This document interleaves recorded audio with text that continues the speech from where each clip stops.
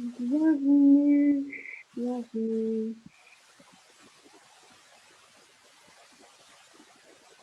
Donc, bienvenue sur notre live Facebook. Alors, tic. Bienvenue sur notre Facebook Live. Donc, nous recevons 2 invités ce soir pour triste anniversaire 10 ans d'anormalité à Fukushima. 2 invités, donc David Boilet qui est président de l'ACRO et Julien Frémont qui est à la SCIC des 7 vents. Ce Facebook est donc live sur Nucléaire en question, France Nature Environnement et le réseau Sortir du nucléaire. Donc nous sommes ravis de vous recevoir. Nous allons procéder de la manière suivante. Tout d'abord, écouter David et ce qu'il a à dire sur Fukushima et l'actualité aussi à Fukushima, avec pendant une vingtaine de minutes. Puis, on va prendre vos questions spécifiquement sur Fukushima et ses conséquences sur la vie là-bas. Ensuite, on écoutera Julien Frémont de Skik des 7 vents par rapport sur l'idée de peut-on faire autrement, et à nouveau faire remonter vos questions que vous pouvez poser sur le chat sur Facebook. Elles remonteront et nous serons en mesure de pouvoir y répondre. 10 ans après Fukushima, donc Nucléaire en question organise cette conférence en amont de la Grande Marche qu'on fait cet été, une grande marche pour un débat sur le nucléaire et la transition énergétique, et qui aura lieu du 24 juillet au 25 août de La Hague à Paris. Donc, je vous propose dès à présent de juste en vitesse regarder notre bande-annonce, juste d'1 minute. Et de vous faire une petite idée. Ensuite, on pourra commencer avec la conférence.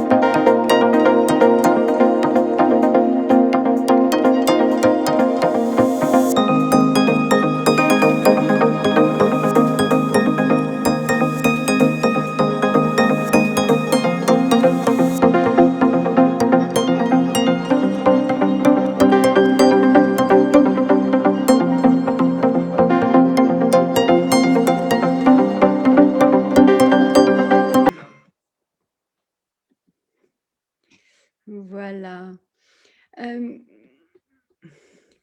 Donc, à présent, nous faisons cette marche donc pour un débat sur le nucléaire et la transition énergétique. L'idée, c'est de répondre à vos questions, comme ce soir, vraiment de répondre à toutes vos questions, qu'elles nous choquent, qu'elles nous plaisent pas, et allez-y. Parler de nucléaire et de transition énergétique, c'est un débat qui est à la fois technique, économique et philosophique. Donc, quelles que soient vos questions, surtout, n'hésitez pas. Je ne vais pas durer plus longtemps. Je donne la parole donc à David Boilet, président de l'ACRO.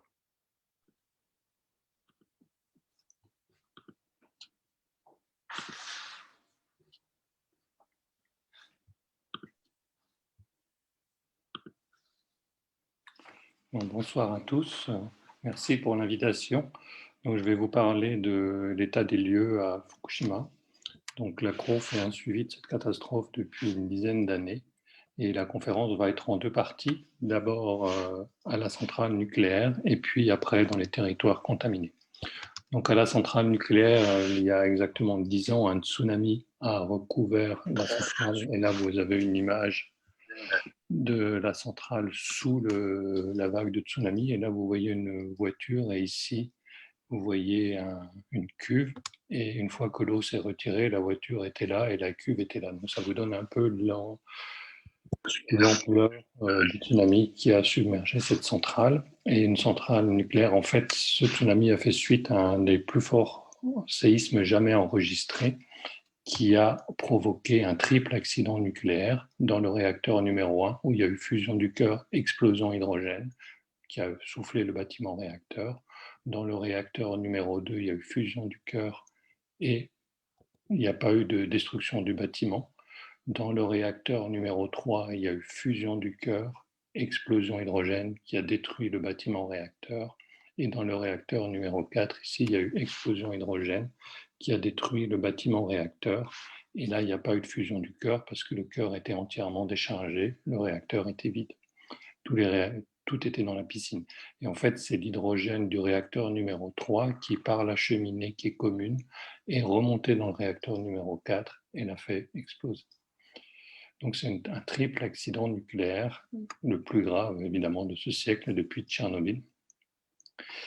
Dans la piscine du réacteur numéro 4 a été une source d'inquiétude parce qu'en cas de fissure, c'était la plus chargée et elle n'est pas dans l'enceinte de confinement. Et donc je vais vous parler du réacteur numéro 4 en premier. Vous voyez que là, il y a de la vapeur d'eau qui se diffuse là-haut. Et ça, c'est la chaleur dégagée par les combustibles qui étaient dans la piscine, qu'il a fallu absolument refroidir par ce camion ici. Et une des priorités a été de cette piscine, elle est tout en haut ici. Et il y a eu un séisme qui faisait une fissure et qu'on ne pouvait plus la refroidir. Il aurait fallu évacuer jusqu'à 250 km. Ça a été une des craintes. Fort heureusement, ce scénario catastrophe n'a pas eu lieu. Et les premières étapes ont consisté à consolider le bâtiment réacteur et puis après à vider la piscine. Et là, donc, le bâtiment réacteur a été entièrement démantelé. Ils ont reconstruit un nouveau bâtiment et donc là, vous êtes à l'intérieur. La piscine a été vidée et depuis décembre 2014, il n'y a plus de danger dans le réacteur numéro 4. Pour ce qui est du réacteur numéro 3, qui a subi une fusion du cœur et qui a aussi des problèmes avec la piscine, comme vous pouvez voir la vapeur dégagée, là, en plus, il y avait du combustible MOX qui contient du plutonium à l'intérieur, qui venait de La Hague. Et sur cette image de 2017, ben, vous voyez que là, vous avez le réacteur numéro 4. Le réacteur numéro 3 a été entièrement démantelé. Alors, il y a eu un scandale avec des poussières radioactives en 2013. Et un nouveau bâtiment réacteur a été construit par-dessus. Et depuis, il y a eu le retrait des combustibles de la piscine qui a commencé en 2019 avec 5 années de retard. Certains combustibles étaient endommagés, il a fallu concevoir des nouveaux appareils et cette piscine est vide depuis le 28 février dernier et donc ne menace plus. En revanche, le cœur de réacteur, lui, est toujours avec le combustible fondu qu'on appelle le corium.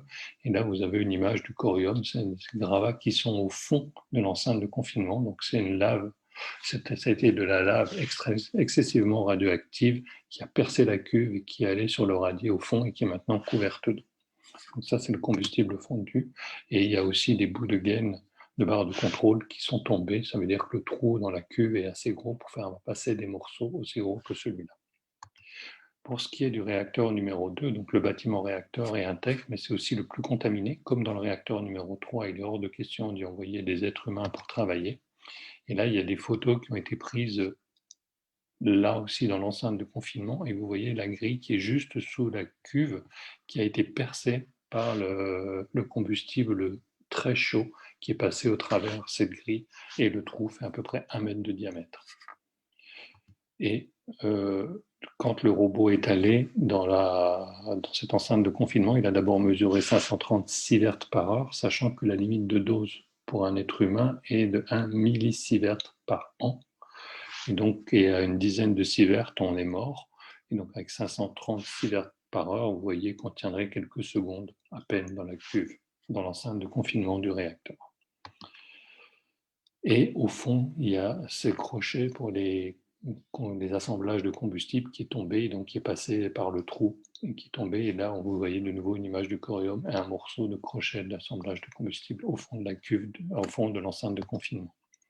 Et puis un robot a été envoyé en février 2019 pour voir si le corium était collé ou pas. Et il a réussi à prendre un petit bout du corium et le reposer sur place. Normalement, un robot devait être envoyé pour commencer le retrait cette année, mais il a eu du retard et donc les travaux ne commenceront pas avant l'année prochaine.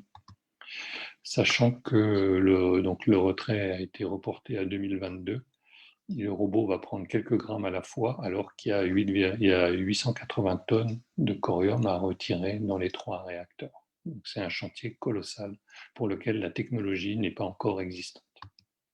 Et enfin, le réacteur numéro 1, il y a eu un bâtiment, il a été protégé en 2011 très rapidement. Et puis maintenant, ces plaques ont été retirées, le démantèlement est en cours et ils vont aussi construire un nouveau bâtiment autour pour vider la piscine. Donc la piscine du réacteur 2 et la piscine du réacteur numéro 1 ne sont pas vides actuellement. Et là aussi, il y a du retard dû au scandale des poussières radioactives de 2013. Donc je vous ai dit, ce combustible fondu s'est mélangé à des bouts de métaux qui ont fondu aussi et TEPCO, l'exploitant, estime qu'il y en a 880 tonnes à l'intérieur des 3 réacteurs accidentés qu'il va falloir aller rechercher, qui est excessivement radioactif, qu'il va falloir ensuite emballer et gérer comme des déchets radioactifs à vie longue ou d'activité. TEPCO maintient qu'il en a pour 40 ans minimum de travaux. Là, ça veut dire qu'elle aurait fait un quart des travaux, ce qui est peu crédible, mais même si elle arrive à maintenir le rythme et démanteler en 40 ans, après il y aura les déchets et dans certains scénarios, on a que la centrale va rester une centaine d'années avec les déchets radioactifs sur place. Ce corium doit être refroidi, donc la compagnie continue à verser de l'eau continuellement sur le corium parce que s'il réchauffe, c'est de nouveau un dégagement de gaz radioactif.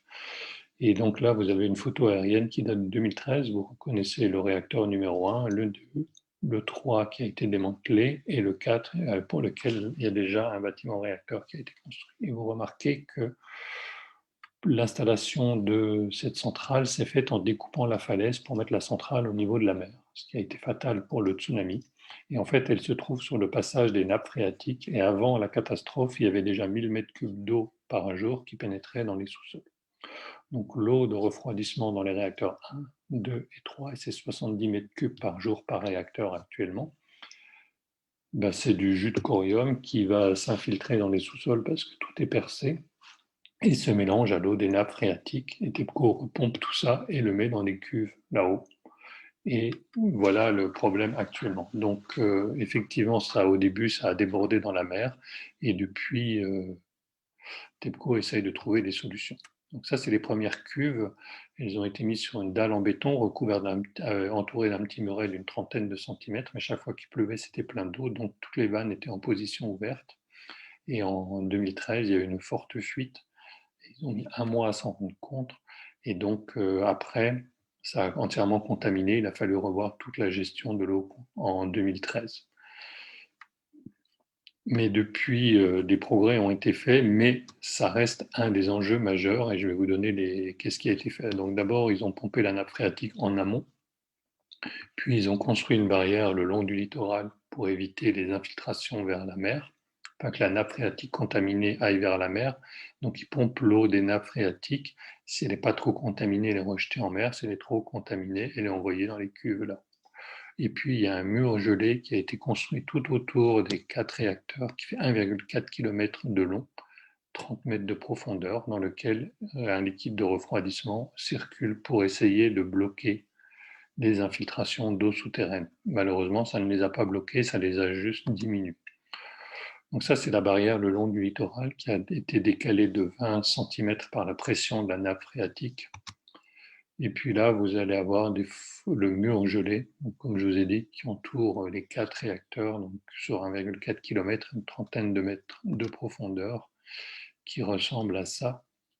Donc vous avez tous les mètres, il y a le liquide de refroidissement qui va dans le sous-sol pour le geler. Il y a une station de pompage de refroidissement aussi. Donc c'est un chantier assez colossal, juste pour ralentir les infiltrations. Ça, c'est le circuit de l'eau. Donc, là, de l'eau est injectée pour refroidir. Ce jus de corium hautement contaminé se va dans les sous-sols, se retrouve dans le bâtiment turbine. Il est pompé. Le césium et le strontium sont retirés. Le sel est retiré et une partie est réinjectée pour refroidir. Mais comme je vous ai dit qu'il y avait de l'eau souterraine qui pénètre, le surplus va dans des cuves et est retraité aussi en enlevant une soixantaine de radioéléments émis dans ces cuves actuellement là. Si on regarde les infiltrations actuellement, c'est la quantité d'eau qu'il faut ajouter chaque jour, et donc c'est 100 mètres cubes ou 100 000 litres tous les jours qui s'ajoutent dans les cubes. On a un peu moins actuellement, et vous voyez, quand il y a des forts épisodes de pluie, il y a plus d'eau qu'il faut stocker, et le stock actuel au 18 février est de 1,2 million de mètres cubes ou 1,2 milliard de litres. Et normalement, il n'y aura plus de place sur le site de la centrale en 2022. Donc l'exploitant et les autorités veulent rejeter en mer, mais il y a une forte opposition locale. Et un des problèmes, c'est que sur ces 1,2 million de mètres cubes, il y a 72% en fait qui a été maltraité par la station de traitement et 72% dépassent les autorisations de rejet. Et donc la compagnie s'est engagée à reprendre ça. Combien de temps ça va prendre? Je n'en ai aucune idée. Et puis, il y a une fois, imaginons qu'ils ont bien tout retraité, une deuxième fois, il restera le tritium, qui est de l'hydrogène radioactif. Il y en a à peu près 860 terabecquerels dans les cuves. Ça représente à peu près 3 mois de rejet de l'usine Orano de La Hague. Et ils veulent le diluer pour passer sous la limite de rejet en concentration et l'étaler sur 30 ans pour être sous la limite de rejet annuel. Mais pour le moment, le gouvernement japonais n'a pas encore donné son autorisation et la situation est bloquée. Voilà où on en est pour cette eau contaminée qui représente à peu près 36% du coût du chantier de Fukushima jusqu'à présent. Et ça, c'est une comparaison mise par le ministère de l'Industrie japonais qui ils disent, regardez, nous, on veut rejeter du tritium, vous protestez, mais tous les autres pays en rejettent. Et le champion du monde, ben, vous retrouvez l'usine Orano de La Hague qui bat tous les records de rejet de tritium au monde. Là, le Japon a omis de mettre sa propre usine de retraitement, qui certes a 25 ans de retard, mais devrait rejeter pratiquement autant. Et ça, ils ont oublié de le dire pour ne pas faire peur aux populations sur place. En ce qui concerne les travailleurs, donc il y en a eu pendant les 5 premières années 47 000 travailleurs, dont 90% de sous-traitants qui ont pris 95% de la dose collective. Et les normes internationales de radioprotection disent qu'au bout de 5 ans, on ne doit pas dépasser 100 millisieverts sur 5 ans. Et donc, ils ont remis tous les compteurs à zéro pour tout le monde en même temps et pas de façon individuelle. Et à partir du 1er avril 2016, jusqu'à décembre 2020, il y a eu un peu 24 500 travailleurs de nouveau. Combien étaient présents dans les 5 premières années? Je suis incapable de vous le dire. Les doses sont quand même beaucoup plus élevées que dans une centrale normale, même si elles ont baissé de façon significative au cours de ces 10 dernières années. Il y a plusieurs niveaux de sous-traitance qui est un des problèmes et les conditions de travail se sont beaucoup améliorées sur le site. Et il y a 5 cas de cancer qui ont été reconnus comme maladie professionnelle et un décès aussi d'origine professionnelle. Et si ça vous intéresse, il y a un manga qui est passionnant sur le travail des travailleurs là-bas. Pour ce qui est des populations, la catastrophe nucléaire, évidemment, a bouleversé la vie quotidienne des populations et l'évacuation dans la phase d'urgence s'est faite en plusieurs étapes. D'abord dans un rayon de 3 km, puis après dans un rayon de 10 km, puis après dans un rayon de 20 km, puis après une mise à l'abri entre 20 et 30 km. Et un mois plus tard seulement, cette zone-là a été évacuée. Et des évacuations ont duré jusqu'en septembre 2011.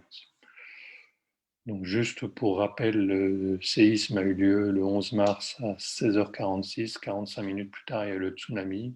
L'état d'urgence nucléaire a été déclaré le soir même et l'ordre d'évacuation un peu moins de 2 heures après par la préfecture de Fukushima jusqu'à 2 km, qui était le point des exercices, et après le gouvernement, une demi-heure après, a dit non, c'est 3 km. Et le lendemain matin, l'évacuation à 10 km, le lendemain soir à 20 km. Et la mise à l'abri est arrivée le 15 mars et la mise à l'abri a duré 10 jours, ce qui est assez incroyable, surtout quand beaucoup de gens n'avaient plus d'eau, plus d'électricité à cause du séisme. Et après, il a demandé aux gens d'entre 20 et 30 km, le gouvernement a demandé aux gens entre 20 et 30 km d'évacuer et de partir d'eux-mêmes. Et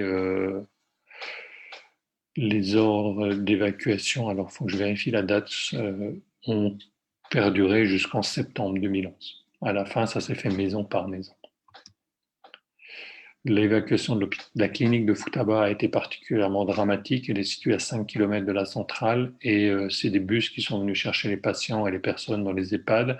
Ils sont allés d'abord vers le nord pour vérifier la contamination, puis à l'hôpital de la capitale régionale qui a refusé. Ils sont finalement arrivés à Ouaki 10 heures après. Il y avait 3 qui étaient morts dans les bus à l'arrivée et 11 personnes sont mortes dans les jours qui ont suivi à cause du transport. Et les malades grabataires étaient restés à la clinique. Quand l'armée est venue les chercher 3-4 jours après, il y avait une quarantaine de décès. Et donc cette évacuation a entraîné une cinquantaine de décès directs. Donc c'est un des aspects les plus dramatiques de l'évacuation qui a eu lieu à l'époque. Le gouvernement japonais a revu entièrement la classification des zones en 3 zones. Donc vous retrouvez le rayon de 20 km ici, dans les zones les moins contaminées, entre guillemets. C'était les zones de retour, préparation-retour. Là, entre la zone intermédiaire, c'était la zone de reconquête. Et après, la zone centrale, qui est de loin la plus contaminée, s'appelle la zone de retour difficile. C'est une litote pour dire qu'on n'est pas prêt d'y retourner. La limite d'évacuation a été fixée à 20 millisieverts par an, sachant que pour nous, c'est la limite des travailleurs du nucléaire, en fait.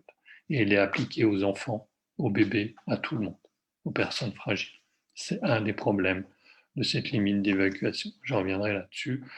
Évidemment, le tsunami, le séisme ont entraîné le déplacement de nombreuses populations jusqu'à 450 000. Là, sur ces 450 000, il y en a durablement déplacé 160 000 qui sont dus à l'accident nucléaire. Certaines personnes ont pu rentrer chez elles, pas d'autres. Après, les déplacements d'urgence ont été beaucoup plus nombreux, mais personne n'est capable de les mesurer. Les gens de Tokyo sont allés à l'hôtel un peu plus loin et sont revenus, personne ne sait combien il y en a eu. Ça, c'est vraiment des gens qui ont été pris en charge et qui ont dû être relogés durablement par les autorités. 160 000 personnes. Et si on va se promener dans les territoires contaminés, ben vous voyez qu'on a d'abord le premier choc, c'est tous ces villages fantômes avec la zone interdite qui est barricadée et surveillée par des policiers, des villages, des villes abandonnées. Et là, vous avez la centrale de Fukushima Daiichi. Vous voyez que les cheminées, c'est le plus près qu'on est autorisé à s'approcher sans un permis spécial. Évidemment, on n'a pas le droit de traverser. Et il vaut mieux pas rester trop longtemps ici, juste prendre une photo parce que c'est assez contaminé. Toute l'agriculture est sinistrée, les champs sont en jachère, ça c'est des rizières qui n'ont pas été cultivées depuis une dizaine d'années. Et les personnes ont été d'abord dans des préfabriqués, puis maintenant sont relogées dans du dur. Il y aurait à Fukushima plus que 5 personnes dans des préfabriqués actuellement. Et partout, il y a des dosimètres qui vous donnent le débit de dose, partout quand vous vous promenez dans la campagne et ailleurs à Fukushima. Et ça aussi, c'est encore des champs en jachère dans une zone qui n'a pas été évacuée. Donc l'ampleur, enfin ça a été pour l'agriculture un vrai drame. Quand on pense à la catastrophe de Tchernobyl, vous avez une photo aérienne. Là, donc, le réacteur a été plus ou moins abandonné. Une arche a été financée par l'Union européenne pour le protéger, parce que s'il s'effondre, il ne faudrait pas qu'il y ait des poussières radioactives qui reviennent chez nous. Et puis le lac de refroidissement est un des endroits les plus contaminés de la planète. Il doit être démantelé, mais les travaux n'ont pas encore commencé actuellement. Enfin, viennent à peine de commencer. Et toute la zone interdite autour de la centrale a été barrée. On ne peut plus y aller et donc la zone est abandonnée. C'est une réserve radioécologique. Donc c'est la méthode soviétique. On abandonne les territoires et on peut penser qu'on s'est débarrassé du problème en vidant les territoires. Malheureusement, c'est un peu plus compliqué parce que là, vous avez la rivière Pripyat qui traverse les territoires contaminés, qui se jette dans le Dniepr. Et là, il y a 6 barrages entre Kiev et la mer Noire. Et ces barrages servent à l'alimentation en eau potable. Et donc, la rivière Pripyat traverse la zone interdite, se jette dans le réservoir de Kiev et il y a 8 millions d'habitants qui boivent l'eau du Dniepr, qui est légèrement contaminée quotidiennement par la rivière Pripyat. Et il y a de temps en temps, tous les 4 ans, à peu près de fortes inondations. Et donc, il y a des pics de contamination dans l'eau de robinet à Kiev. Donc, même si on abandonne les territoires, ils ne sont pas étanches. Il ne faut pas penser que c'est forcément la solution idéale. Et en plus, il y a un projet de canal qui doit traverser, remonter la Pripyat pour aller jusqu'en Pologne et qui va traverser la zone interdite. Et la CRO a fait la première étude radioécologique de ce projet de canal, complètement dément, parce qu'il va charrier de fortes quantités de radioéléments et augmenter la contamination de l'eau potable et de toute l'irrigation qui a lieu jusqu'à la mer. Au Japon, c'est une autre politique qui a été appliquée, c'est la reconquête. Le Japon veut reconquérir tous les territoires et donc a lancé un vaste plan de décontamination. Donc ça, c'est la carte de la contamination. Vous avez la centrale ici, la zone la plus contaminée qui fait une cinquantaine de kilomètres et vous avez des retombées en taches de léopard jusque dans les cités dortoirs de Tokyo. Donc il a été décidé de décontaminer toutes ces zones habitées. Partout, il y a eu de la contamination. Donc il y a il y a deux zones. Les territoires évacués, c'est le gouvernement ou l'État qui était maître d'œuvre. Et pour le moment, les travaux sont terminés, sauf dans la zone dite de retour difficile. Et ça a engendré 9,1 millions de mètres cubes de sol contaminés. Dans les territoires non évacués, c'est les communes qui étaient maîtres d'œuvre, c'est l'État qui paye. Il y avait 104 communes initialement concernées, puis la radioactivité a diminué, on est passé à 92. Et il y a à peu près 8 millions de mètres cubes de sol accumulés. Alors, il faut savoir que cette décontamination, c'est seulement dans les zones habitées, les zones agricoles. Il y a 70% de forêts et de montagnes qui ne sont pas décontaminées. Le budget était de 20 milliards d'euros à peu près et le volume de déchets engendrés est de l'ordre de 16 millions de mètres cubes, la somme des deux. Et sur les décontamineurs, c'est plus difficile de trouver des statistiques, mais par exemple, sur ces 3 années, il y a eu à peu près presque 48 000 décontamineurs sur des chantiers. Voilà à quoi ça ressemble. Donc la terre est grattée sur 5 cm et elle est mise dans des sacs. Les travailleurs venaient de tout le Japon et logés dans des dortoirs comme celui-là, par exemple, ou plus loin. Le soir, vers 5 heures, quand ils descendent des chantiers dans des minibus, ils s'arrêtent dans des supérettes, c'est assez impressionnant, le balai de bus des contamineurs. Et puis les déchets, là, ces déchets organiques sont mis dans des sacs emballés et après les sacs ont été empilés et 16 millions de mètres cubes, vous pouvez imaginer, c'est énorme. Et partout, il y avait des sacs empilés. Et c'est l'autre grand choc quand on se promène dans les territoires contaminés, c'est de voir tous ces sacs de déchets radioactifs. Il y en a même qui ont été empilés au bord du Pacifique.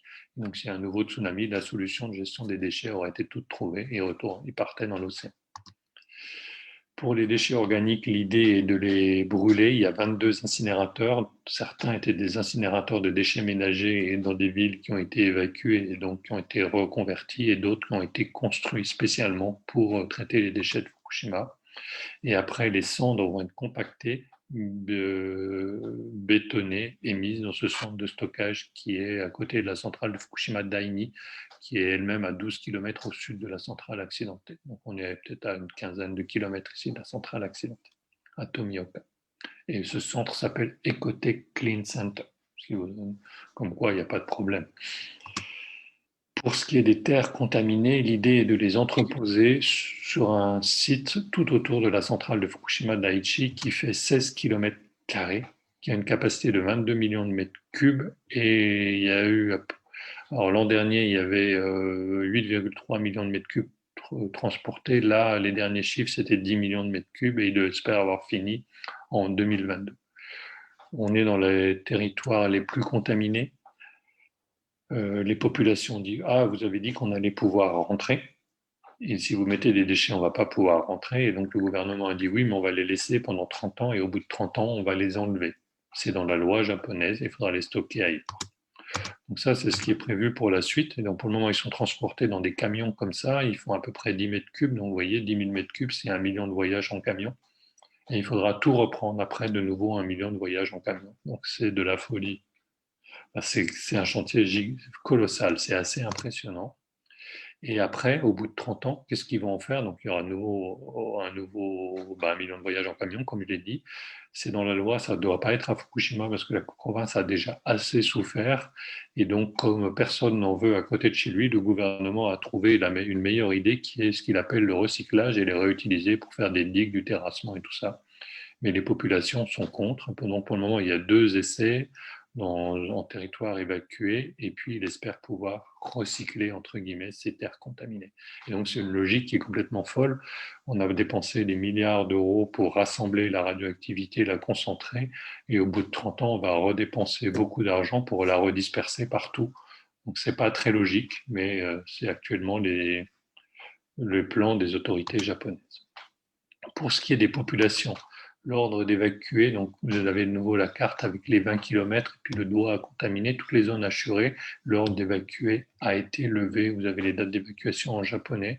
Le taux de retour, il est à peu près d'une personne sur trois dans les zones où l'ordre d'évacuer a été levé. Et c'est essentiellement des personnes âgées. Et puis, pourquoi ils ne rentrent pas? Essentiellement à cause de la radioactivité résiduelle. La limite pour nous, la limite de dose est de 1 millisievert par an, comme je vous l'ai déjà dit. Et les recommandations internationales disent qu'il faut rester en dessous, pendant la phase d'urgence, entre 20 et 100 millisieverts pendant un temps très court. Et après, quand on a une pollution existante, essayer de mettre une limite d'évacuation qui est comprise entre 1 et 20 millisieverts. Le gouvernement a choisi 20 millisieverts qui est exactement le cas le plus élevé des pollutions existantes. Et il a prétendu qu'il avait choisi le plus faible des situations d'urgence. Mais on n'est plus en situation d'urgence. Et le retour, c'est toujours 20 millisieverts qui est appliqué. Donc ça, c'est le problème. L'autre problème, c'est qu'il n'y a plus forcément les médecins. Et puis les familles, quand ils ont des jeunes enfants, ils se sont parfois réinstallés, ne veulent plus retourner dans les territoires contaminés. Et à l'avenir, donc cette zone dite de retour difficile, il y a aussi une reconquête qui est prévue, mais là c'est tellement contaminé que c'est compliqué. Donc il va y avoir juste une petite zone de reconquête au centre-ville, là c'est le long de la voie de chemin de fer devant la gare. Ils vont créer un petit oasis et dire regardez, la commune existe encore devant la gare, on va rouvrir, on va mettre 2 commerces et 3 bureaux et la commune existe. Et regardez, elle n'a pas disparu, elle n'a pas été rayée de la carte. En ce qui concerne l'impact sanitaire, donc l'évacuation, je vous ai déjà dit qu'il y avait eu une cinquantaine de décès à la clinique de Futaba, des décès indirects depuis le début de la catastrophe. Rien que pour la part à Fukushima, c'est 2317 morts dans les derniers décomptes officiels, sachant que le tsunami à Fukushima a tué 1600 personnes, c'est 18 500 sur tout le Japon. Mais à Fukushima, c'est 1600. Et il y a des malades hospitalisés, des suicides, des personnes dont les conditions de santé se sont rapidement dégradées. Il y a une surveillance sanitaire qui a été mise en place par les autorités. Il n'y a pas, par exemple, une augmentation des malformations des enfants à la naissance. Ils sont un peu plus, enfin, dans les zones les plus contaminées, ils étaient un peu moins de poids que dans les zones faiblement contaminées. C'est la seule chose qui a été notée, mais pas de malformation. Pas d'augmentation de cancer, sauf pour la thyroïde, qui est le sujet fortement polémique. Pour ce qui est des cancers de la thyroïde, les dernières données publiées le 15 janvier de cette année, qui se rapportent au 30 juin 2020, donnent le bilan de la surveillance actuelle qui correspond à une échographie de la thyroïde tous les 2 ans jusqu'à l'âge de 20 ans, puis tous les 5 ans à partir de ça. Il y a 250 cas de cancer de la thyroïde qui ont été détectés, dont 202 ont été confirmés par une intervention chirurgicale. Ces données ne sont pas complètes, c'est que les enfants qui ont été dépistés dans ce cadre-là. Il y a d'autres enfants qui ont été dépistés dans un autre cadre, même s'ils ont été opérés à Fukushima, ne sont pas comptés.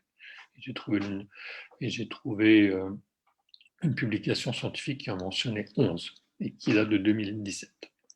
La première campagne de dépistage, il y a eu 116 cas de cancer de la thyroïde. Dans les campagnes suivantes, ils ont dit ça, c'est pendant les 3 premières années à Tchernobyl, les cancers sont apparus 4 à 5 ans après. Donc ceux-là, c'est des cancers qui étaient préexistants, d'après les autorités japonaises.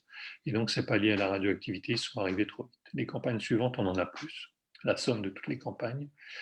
Et ils sont arrivés, comme c'est tous les 2 ans, les cancers se sont développés en 2 ans, ce qui est extrêmement rapide. On ne peut pas imaginer que c'est un cancer préexistant qui se développe lentement, parce qu'il y a eu 2 ans entre chaque échographie. Et puis les autorités ont dit aussi, regardez, il n'y a pas d'enfants de moins de 5 ans parmi les victimes, les cancers de la thyroïde, alors qu'à Tchernobyl, il y en avait beaucoup, et là, il n'y en avait pas. Ça, c'était vrai au début, maintenant, il y a 8 cas, alors c'est toujours moins en proportion qu'à Tchernobyl, mais il y a quand même 8 cas d'enfants qui ont moins de 5 ans à la date des rejets. Et donc, on commence à s'approcher un peu des statistiques de Tchernobyl. Il y a 2 jours, l'UNSCEAR, qui est le comité des Nations Unies, a publié un rapport dans lequel les données là sont incomplètes, il manque une partie des données, et ils disent qu'il y a un seul cas en dessous de moins de 5 ans alors qu'il y en a 8, et ils ont conclu que ça ne peut pas être lié à la radioactivité. Donc ce rapport est assez surprenant et étonnant pour un rapport qui veut faire l'autorité. Le coût de la catastrophe, donc TEPCO avait compté, le gouvernement avait donné des chiffres de l'ordre de 175 milliards en 2016, mais il n'y a pas tout, il n'y a pas la décontamination des territoires de retour difficile. Un think tank japonais avait trouvé 4 fois plus. TEPCO a déjà reçu 78 milliards d'euros prêtés sans intérêt pour indemniser les populations. Et puis en 2018, il y a eu un premier coût d'une estimation que c'était 1,7, un peu moins de 2 milliards d'euros de coût des chantiers de démantèlement, dont 32% pour rien que la gestion de l'eau contaminée. Et évidemment, qui va payer sur les Japonais, une partie sur la facture d'électricité, une partie sur la feuille d'impôt. Juste pour terminer, je crois que j'ai dépassé mon temps. Béatrice qui sourit, mais donc l'ACRO a créé un laboratoire au Japon qui s'appelle, comme vous pouvez le lire ici, Chikurin-sha, qui est dans la banlieue de Tokyo, qui continue à faire une surveillance de la radioactivité sur place. On a fourni 2 détecteurs, un d'occasion, un neuf. Une bestiole comme ça, c'est 60 000 euros qu'on a envoyé, on a formé, et maintenant il vole de ses propres ailes. Et ce laboratoire s'est mis en réseau avec d'autres laboratoires similaires. Ils ont créé une base de données qui s'appelle Minnanodata et ils font une surveillance citoyenne de la radioactivité comme nous on fait ça en France avec une base de données commune que vous pouvez y accéder en anglais. Elle est aussi disponible en anglais de nos jours. Merci pour votre attention et désolé d'avoir un peu dépassé le temps. Et si vous voulez en savoir plus, je vous recommande d'aller à fukushima.u.org. Vous allez tout retrouver en détail, les données et les liens. Tout est sourcé. Merci pour votre attention. Merci David et merci à l'ACRO déjà pour tout le travail que vous faites sur Fukushima et puis en France. On a une première question donc de François. Combien d'années seront nécessaires pour réellement revenir à la normalité? La normalité en 2 mots. Le contaminant dominant actuellement à Fukushima, c'est le césium-137. Il a une demi-vie de 30 ans. Donc, ça veut dire que tous les 30 ans, il est divisé par 2. Donc, ça dépend des territoires. Je vous ai parlé des cités dortoirs de Tokyo, vers Tokyo. Là, je pense que, en plus, c'est des villes, c'est plus facile quand c'est des trottoirs, quand c'est des terrains agricoles. Donc là, on n'est pas plus contaminé qu'en France. Après Tchernobyl, on a toujours les restes de Tchernobyl. Alors, est-ce qu'on est revenu à la normalité en France après Tchernobyl? C'est assez subjectif. Et dans les zones les plus contaminées, si vous prenez 10 périodes, 300 ans, on aura divisé par 1000 la contamination. Donc c'est à peu près l'ordre de grandeur qu'il faut, dans les zones vraiment plus contaminées, pratiquement l'ordre de grandeur sur lequel il faut compter pour que tout ait disparu. Enfin, ou que ça devienne vraiment négligeable. Alors, j'ai une deuxième question. On parle des zones donc à 20 km, on parle de certaines zones qui ont été évacuées où il ne faut absolument pas revenir, mais les zones qui sont limitrophes, les gens y vivent toujours, Donc, mais je n'imagine pas que tout d'un coup, il n'y a plus aucun danger. Non, parce que le seuil d'évacuation était beaucoup trop élevé. Et donc, il y a beaucoup de familles qui n'ont pas, surtout quand il y avait des jeunes enfants, qui n'ont pas accepté et qui sont partis de par elles-mêmes. Donc, il y a à peu près 60 000, ce qu'on appelle auto-évacués, des gens qui sont partis par eux-mêmes parce qu'ils ne pouvaient pas vivre dans un territoire contaminé. Et donc, non, il n'y a pas une frontière où on passe de 20 à 0 millisievert par an. Non. Et donc, ça veut dire que sur cette zone qui est entre le 0 et le 20, il y a quand même beaucoup de gens qui continuent à y vivre. Tout à fait. Tout à fait. Donc, tu as parlé du rapport de l'UNSCAR, rapport dont certains instituts, par exemple la fresque du climat, dit dans ses statuts qu'on n'a pas le droit de remettre en question l'UNSCAR. Est-ce qu'il y a moyen quand même de demander à ce qu'il soit revu ou de demander une contre-expertise? Je ne sais pas bien comment fonctionne le SCAR, mais en tout cas, si vous voulez en savoir plus sur les cancers de la thyroïde, la CRO a rédigé un rapport qui est une revue de la littérature scientifique sur le sujet. Et les conclusions ne sont pas rigoureusement les mêmes que celles de l'UNSCAR. Après, l'UNSCAR, son rapport, il fait 248 pages. Il est paru mardi, je l'ai déjà lu. Et il y en a une critique sur le site de l'ACRO. Et donc, vous pouvez aller le voir aussi sur le site fukushima.eu.org, une critique rapide, parce que j'ai quand même pas lu les 240, entièrement les 248 pages, mais je suis concentré sur la thyroïde. Donc, ils refont des calculs, ils font des prédictions. Donc, et en plus, la façon dont ils communiquent est problématique, parce qu'ils ont calculé qu'il y aura des cancers de la thyroïde radio-induits. Ils donnent même quelques chiffres, mais ils disent qu'ils sont faibles et qu'il y a plus de cancers naturels, enfin, entre guillemets, naturels, hein, indépendants de la radioactivité, et que ça sera dans les fluctuations et qu'on ne pourra pas le détecter statistiquement.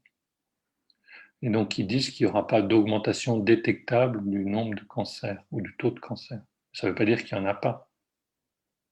Et donc ça, déjà, ça a été transformé par certains médias, pas tous, certains ont fait attention, en disant il n'y a pas d'impact sanitaire. Ce que dit l'UNSCAR, c'est qu'il y a un impact sanitaire, mais il est trop faible pour qu'on puisse le détecter statistiquement, ce qui n'est pas exactement la même chose.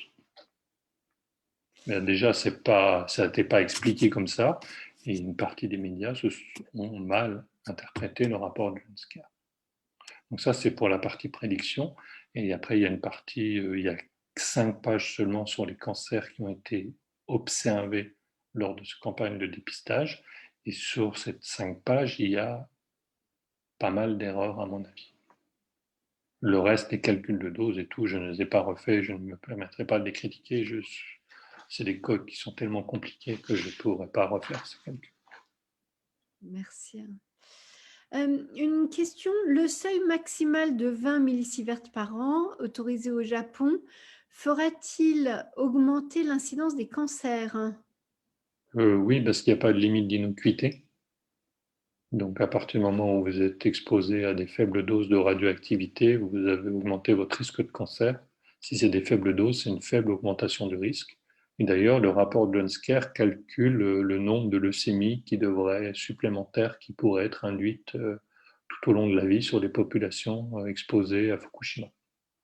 Et donc, il calcule un certain nombre de leucémies supplémentaires et il trouve de mémoire entre 1 et 8% en plus de leucémie à Fukushima, qui ne sont pas encore forcément déclarées parce que la leucémie met plus de temps à se développer. Mais le rapport de l'UNSCAR calcule une augmentation du taux de leucémie, par exemple, due à la radioactivité. Et là encore, il dit que cette augmentation ne pourra pas la détecter statistiquement par rapport au nombre de leucémies qui sont déjà préexistantes. La même chose que pour la thyroïde. Donc, ce n'est pas zéro impact. Le rapport de l'UNSCAR ne dit jamais zéro impact. C'est important d'avoir ça en tête. Parce que ça a été. Je ne pense pas que beaucoup de journalistes aient lu les 248 pages en une nuit quand ils ont fait le papier. C'est vrai que le communiqué de presse n'est pas très clair et que les dépêches qui ont suivi sont un peu ambiguës. Mais il faut aller le lire. C'est pas du tout ce qui a marqué. Donc même l'UNSCAR reconnaît qu'il y aura des cancers radio-induits. Très bien. Une autre question sur, tu as parlé des rejets d'eau au niveau du Pacifique, mais aussi des rejets d'eau à La Hague. Quels sont Les rejets en mer. les rejets en mer, évidemment? Quels sont les impacts? Qu'est-ce que cela signifie? C'est encore une question difficile. Donc, c'est difficile. Là encore, on est dans les faibles doses, plus faibles heureusement qu'après un accident nucléaire. Donc, ça veut dire une légère augmentation des cancers et d'autres maladies radio-induites. Mais comme on est dans des doses beaucoup plus faibles, on va être dans une augmentation qui est beaucoup plus faible. Mais l'impact n'est jamais zéro. Et quand on a une faible dose, on a un faible impact. Enfin, on a un impact quand même.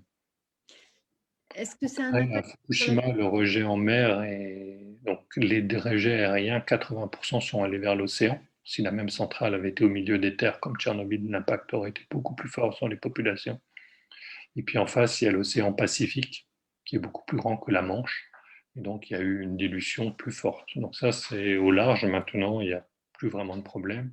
Le problème, c'est que le césium, il se colle dans les sédiments et donc le long des sédiments marins, le long de la côte et essentiellement dans les estuaires des fleuves à cause du lessivage, là, il y a des concentrations encore un peu plus élevées et certains poissons ne peuvent pas être consommés à Fukushima.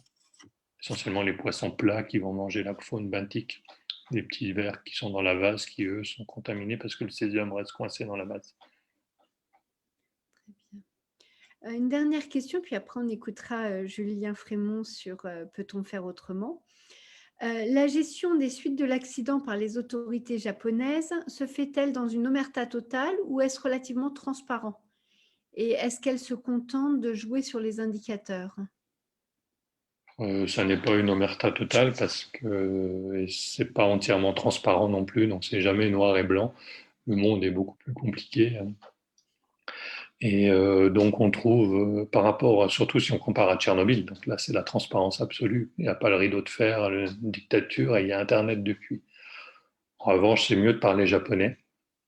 Ça aide si on veut suivre la catastrophe au Japon. Donc ça, c'est un point important. Donc c'est aussi un obstacle. Hein. Même si on a des traducteurs automatiques de nos jours, c'est aussi un obstacle. Une grande partie de la documentation, elle n'est pas forcément disponible en anglais et encore moins en français. Mais on trouve des données en ligne, on trouve pas mal de choses en ligne. Après, la communication est quand même bien policée.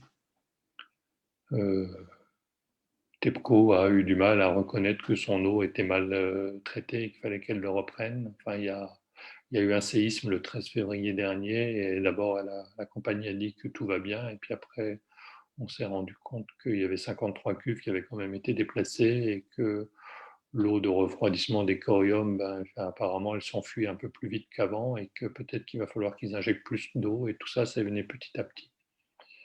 Et donc, mais quand même, c'est sorti. Donc, on le trouve en anglais sur le site de TEPCO, mais il faut aller fouiller le site, il faut vraiment faire un travail. Mais on trouve énormément d'informations. Et il y a eu 3 rapports. Enfin, pour la première partie, il y a quand même eu plusieurs rapports d'enquête. Un demandé par le gouvernement, un demandé par le Parlement, un par des fondations privées. TEPCO a fait aussi son rapport d'enquête, l'autorité de sûreté nucléaire. Et ils ont tous été traduits en anglais, ils sont disponibles en ligne. Donc, on trouve quand même énormément de documentation. Et si ça vous passionne, je vous recommande le rapport d'enquête parlementaire. Il est vraiment intéressant à lire. Et les députés japonais n'ont pas mâché leurs mots. La première phrase, c'est la catastrophe de Fukushima est une catastrophe d'origine humaine. Ce n'est pas une catastrophe naturelle. C'est l'homme qui a décidé de mettre cette centrale à cet endroit-là et qui n'a pas mis les protections adéquates face au tsunami. Donc c'est très fort. On t'entend bien. Merci beaucoup, David. On te retrouve donc juste après l'intervention de Julien et ça fait très plaisir de te voir. Donc Julien donc de Askic des 7 vents, on a vu ce qu'était la catastrophe de Fukushima. On a parlé un petit peu de celle de Tchernobyl aussi. Donc, peut-on faire autrement aujourd'hui? Parole à toi et puis on t'écoute. Merci, merci Béatrice, bonsoir à toutes, bonsoir à tous. Oui, je vais centrer un petit peu moi le message qui va être celui aussi de la cycle Les 7 vents sur l'avenir qu'on peut se donner en termes énergétiques, c'est-à-dire que là effectivement on a cet anniversaire, ce triste anniversaire de Fukushima qui arrive et qui nous permet d'avoir une réflexion aussi non seulement sur le nucléaire en tant qu'énergie, en tant que vecteur d'énergie, mais et sur notre dépendance au nucléaire, en France notamment, mais aussi sur notre dépendance à l'énergie tout court et sur les moyens qu'on pourrait avoir en tant que société et en tant que citoyen individuellement de faire autrement. Et de ce point de vue-là, la question de se passer du nucléaire, bien sûr, est une question à étudier et ça suppose qu'on produise notre électricité ensuite, pas avec du pétrole. Enfin, si on saute, si on s'enlève les énergies fossiles, c'est pas pour retomber dans les énergies fossiles, c'est pour questionner la faisabilité d'un modèle 100% énergie renouvelable. Donc c'est sur cette question-là, moi, que je vais m'apesantir une petite dizaine de minutes. Hein, je vais pas être très très long. Donc je vous propose de partager l'écran et de voir ça avec vous. Ça.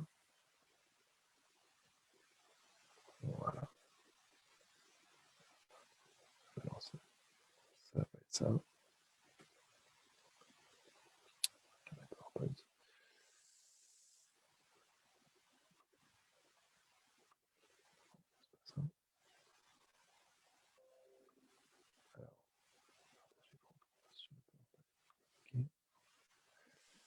C'est les joies du direct. Le temps Ouais. que Julien retrouve le lien. Alors,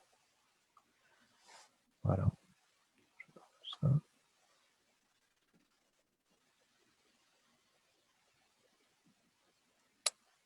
Est-ce que ça marche? Est-ce que vous voyez bien? C'est parfait. C'est bon? Moi, ça va charger sur mon écran. Ok, c'est en mode diapo pour vous, non? C'est ça? Vous avez le plein écran? Ok, c'est bon. Donc après le nucléaire, faire autrement, c'est un peu la question. C'est une question donc, un peu complexe. Donc moi, je suis Julien Frémont, je suis salarié effectivement de la coopérative Les 7 Vents, donc une société coopérative d'intérêt collectif qui est basée à Coutances. Mon travail au quotidien, moi, c'est d'être responsable de l'espace info énergie. Donc en tant que structure, la cycle Les 7 Vents, elle a été notamment connue peut-être par certains d'entre vous il y a longtemps, puisqu'elle a commis une étude pour le réseau Sortir du nucléaire. Qui visait un petit peu à calculer ce qu'on pourrait faire déjà à l'époque. Si on ne faisait pas un EPR, qu'est-ce qu'on pourrait faire en termes d'énergie renouvelable avec l'argent qu'on s'apprête à mettre dans l'EPR. Cette étude n'a pas été mise à jour, mais on imagine aujourd'hui avec ce que ça a coûté finalement, est-ce que c'est en train de coûter l'EPR dans la Hague, là, ce qu'on pourrait faire en termes d'énergie renouvelable avec. Je ne me suis pas amusé à calculer ça, mais je pourrais vous donner éventuellement des ordres d'idées pour que vous puissiez le calculer vous-même. C'est pas si compliqué que ça si on veut rester dans les grandes largeurs.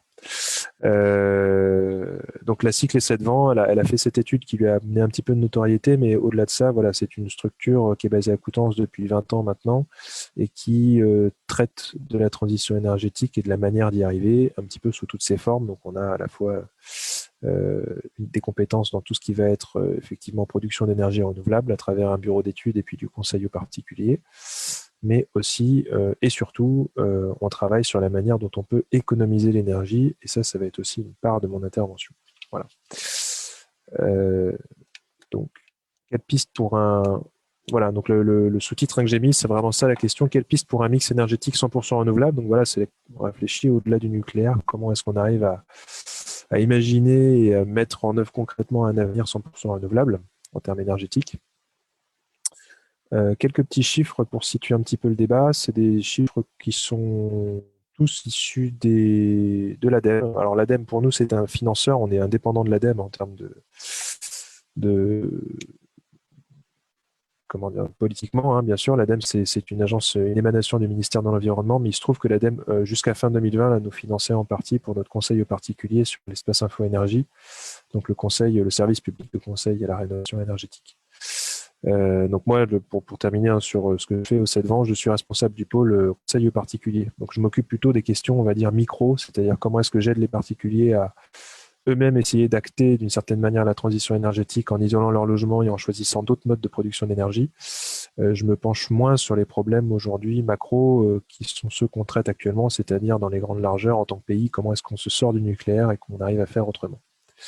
On est tous au 7 Vents assez également informés et suiveurs de toute l'actualité énergétique, notamment des rapports transmis par l'ADEME et Négawatt aussi, puisqu'on est membre de l'Institut Négawatt, enfin de l'association Négawatt.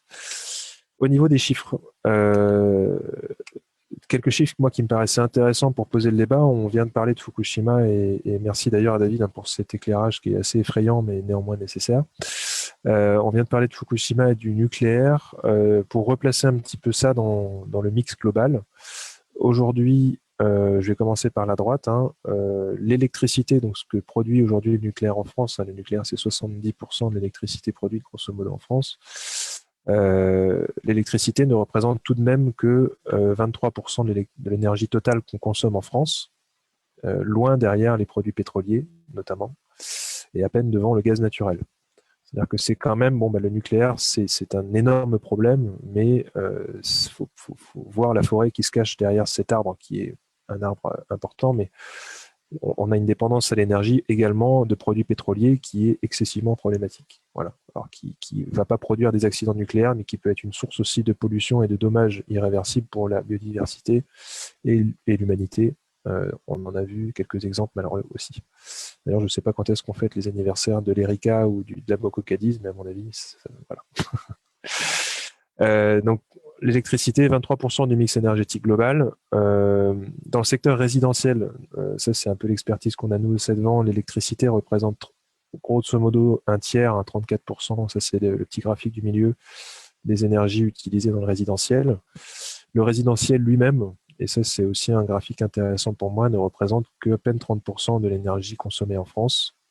Donc là c'est la consommation finale d'énergie par secteur plutôt, et c'est intéressant de voir aussi qu'on est excessivement dépendant de l'énergie pour les transports, plus que dans le résidentiel, et que en fait finalement on a 4 secteurs qui sont assez égaux, bon, grosso modo qui tournent autour de 20 à 30%, notamment le tertiaire, hein, c'est les fameux bureaux vides, enfin, ou pas vides, mais souvent trop vides malheureusement, et l'industrie.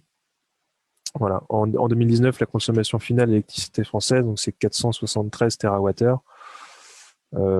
C'est des chiffres dont on ne se rend pas tellement compte, c'est énorme. Simplement savoir que cette consommation d'électricité a triplé de 73 à 2010. Donc on conçoit des équipements toujours plus gros et des réseaux toujours plus gros pour une demande d'électricité toujours plus grande, hein. On imagine quand même ce triplement là. Mais on reste sur 473 TWh sur un total de 1805, donc un quart de l'énergie française. Ça me paraissait intéressant de commencer un petit exposé sur le sujet par les difficultés potentielles. C'est-à-dire qu'effectivement, on va vouloir se passer du nucléaire, on va vouloir entamer une transition, je dirais, post-nucléaire, mais ça va poser un certain nombre de questions. Avant quand même parler du mix énergétique et de la place que chaque énergie peut prendre, etc., et des rapports qui en font état, simplement quelques petites notions là-dessus. Quelques petites difficultés qui peuvent être soulevées et qui me paraissent intéressantes à soulever. On n'est pas là pour dire que tout va être très facile. Alors, on a une forte consommation, c'est ce que je disais dans la diapo précédente, on a une forte consommation d'électricité, un triplement là en quelques décennies. Il faut qu'on produise plus d'énergie électrique, donc un volume plus important en térawattheure, mais il faut qu'on... Et ça suppose aussi de répondre ensuite à des pics de consommation, à des demandes instantanées plus fortes. Donc ça veut dire qu'on installe plus de puissance pour produire plus d'énergie. Donc le rapport de l'ADEME, je mets ce rapport, mais c'est effectivement le rapport de l'ADEME, et les rapports Négawatt également, les deux sont d'accord là-dessus. Le souci avec le fait d'avoir des demandes, des fortes consommations et des consommations d'énergie en croissance, ça implique une augmentation de l'énergie à produire en volume, donc en térawattheure, et ça implique donc de fait une augmentation de la pointe possible, de la puissance nominale à installer en termes d'installation. Donc en fait, voilà, toute politique qui accroît la demande nécessite de disposer d'équipements de production et de stockage toujours plus importants, c'est ce que je disais avant. Ça, de toute façon, c'est un premier préliminaire, on va dire, c'est incompatible avec la perspective de scénario 100% énergie. Si on veut faire une transition post-nucléaire, il faudra réduire la pointe, et donc la puissance installée, et réduire la consommation électrique. Voilà. Ça paraît très bête de dire ça comme ça, mais c'est un préliminaire absolument nécessaire. Autre problème dont on s'aperçoit notamment dans certains pays, l'Allemagne ou le Danemark, qui sont des premiers de la classe en termes de production d'ENR en Europe, hein, parmi les premiers, mais qui font face aujourd'hui à des choses auxquelles ils n'avaient pas forcément pensé. La valorisation économique de l'énergie. Le prix de l'énergie, lui, il varie en fonction de l'offre et de la demande, ça je pense que vous le savez, on a des prix gros, on a un marché de l'énergie aujourd'hui, hein, on achète de l'énergie en gros sur les marchés de stock. Or, les énergies renouvelables, c'est pas comme le nucléaire et c'est pas comme le pétrole ou le fuel, voilà, c'est de l'énergie intermittente et ça ignore notamment le phénomène de prix, d'offre et de demande. Et on produit l'énergie quand on peut, on produit pas l'énergie quand on veut ou quand le stock ou l'offre et la demande, enfin quand l'offre quand la loi de l'offre et la demande le demande. Voilà. Donc le prix de l'énergie peut augmenter, le prix de l'énergie peut s'écrouler et c'est fréquent qu'on ait, quand il y a beaucoup de vent, quand il y a beaucoup de soleil, qu'on ait des pics de production à un moment où il n'y a pas de demande. Donc le problème, lui, se pose d'autant plus si on massifie ces productions. Et voilà, en Allemagne, je disais, on a déjà assisté à des prix négatifs de l'énergie sur les marchés de gros à cause de ça. Parce qu'on avait des pics énormes d'énergie renouvelable qui arrivaient et qui cassaient les prix de l'énergie. Or, aujourd'hui, la massification des ENR, ça repose économiquement sur un modèle où on valorise correctement l'électricité. On ne pourra pas installer des panneaux solaires, des éoliennes, etc. avec une électricité au ras des pâquerettes, en tout cas soumise à des fluctuations aussi énormes. Ça veut dire qu'il faudra piloter la demande, donc limiter le risque lié à l'offre et à la demande.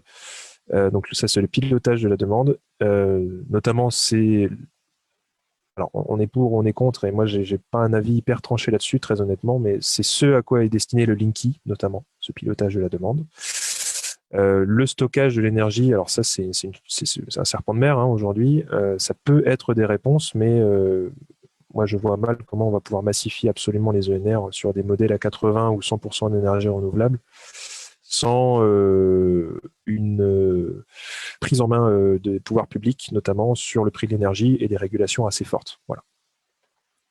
Donc, nécessité de consommer moins, de produire moins d'énergie, nécessité également de surveiller le modèle économique. Je crois que c'est à partir, là, en Allemagne et au Danemark, on s'est aperçu que c'est à partir de 25 ou 30%, je crois, de production d'ENR dans le mix global qu'on commence à avoir des problèmes de prix de l'énergie liés à la massification des ENR. Voilà, c'est-à-dire qu'on n'a pas assez de pilotage de demande ou pas assez de régulation des prix.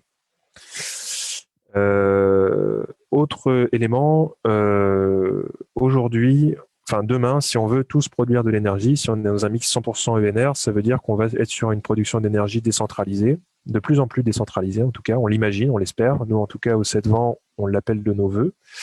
Ça, c'est un nœud gordien, c'est ce que j'écris pour RTE, donc le gestionnaire du réseau, qui lui demande en vain pour l'instant à la Creux un plan d'investissement qui l'évalue à 33 milliards d'euros pour aménager le réseau. C'est-à-dire que, là je donne juste un chiffre, mais l'idée qu'il faut retenir derrière ça, c'est que la transition post-nucléaire va pas se faire toute seule, au sens où on a un réseau qui est bien installé et on a la chance de l'avoir en France. C'est un des seuls atouts peut-être que le nucléaire nous a amené. C'est un réseau quand même plutôt bien développé et plutôt fiable. Simplement, ce réseau, il va être à aménager et ça va demander énormément de moyens. Voilà. C'est aussi un élément à prendre en compte. Alors, le passage à une électricité 100% ENR, c'est techniquement possible du point de vue du réseau, selon l'ADEME elle-même, donc selon le ministère de l'Environnement. Après, voilà, ce que je mets, le coût total de la mutation du réseau, c'est pas forcément plus élevé pour le consommateur que le maintien du nucléaire à un niveau significatif dans le mix. C'est-à-dire que maintenir le nucléaire en l'état coûterait certainement plus cher que d'adapter le réseau à une production un peu plus décentralisée, ou beaucoup plus décentralisée. Et puis autre question dont je m'attends à peut-être qu'elle soit posée si on parle d'énergie renouvelable et de production d'énergie renouvelable. De la même manière que le gaz, le pétrole et l'uranium viennent de pays plus ou moins lointains, en tout cas qui ne viennent pas de France. C'est-à-dire que de la même manière qu'on est dépendant d'autres pays pour ces énergies, les panneaux photovoltaïques, les composants d'éoliennes viennent très majoritairement, voire quasiment uniquement d'Asie, avec un bilan carbone qui n'est pas neutre. Voilà. Alors, on ne peut pas forcément demander à des énergies renouvelables de laver plus blanc que blanc. À partir du moment où on a envie de produire de l'énergie, forcément, ça a un impact. Il serait intéressant de calculer le bilan carbone d'une centrale nucléaire, d'ailleurs, relativement à celui d'un panneau solaire. Mais voilà, même si on a un retour sur investissement énergétique assez intéressant pour le photovoltaïque et pour l'éolienne, ça reste aujourd'hui les ENR, les énergies renouvelables et la production d'énergie renouvelable, c'est un avatar de la mondialisation au sens où on a des composants qui viennent d'un peu partout, qui sont assemblés un peu partout et qui sont revendus un peu partout. Voilà. Donc ça, c'est aussi, si on veut généraliser, massifier une transition post-nucléaire vertueuse, là aussi, c'est des choses assez importantes à souligner. Voilà. Pour autant, le 100% ENR, alors moi je mets c'est possible point d'interrogation, c'est pas nous, 7 vents, modestement, qui allons apporter une réponse affirmative ou totalement négative à ça. En tout cas, nous on s'appuie sur des études prospectives, parce qu'aujourd'hui on en est encore là, qui sont encourageantes. Alors c'est des études qui sont régulièrement mises à jour, Moi, dans les archives des 7 vents et dans ce que j'avais pu recevoir de la part de l'ADEME, je m'en étais tenu à une étude de 2016. Voilà, faut aller voir, hein, si ça vous intéresse, n'hésitez pas à aller voir parce qu'on a des études qui peuvent être mises à jour régulièrement par l'ADEME et par Negawatt aussi, qui est l'autre grand acteur de ces études. Donc l'ADEME fait un travail d'exploration, possibilité un petit peu des énergies renouvelables dans le mix électrique à horizon 2050. Donc l'étude de 2016, là, elle visait à savoir si en 2050, on pouvait avoir un mix électrique 100% renouvelable, c'est-à-dire se passant, voilà, uniquement reposant sur de l'ENR. Donc on va regarder un petit peu les résultats de l'étude.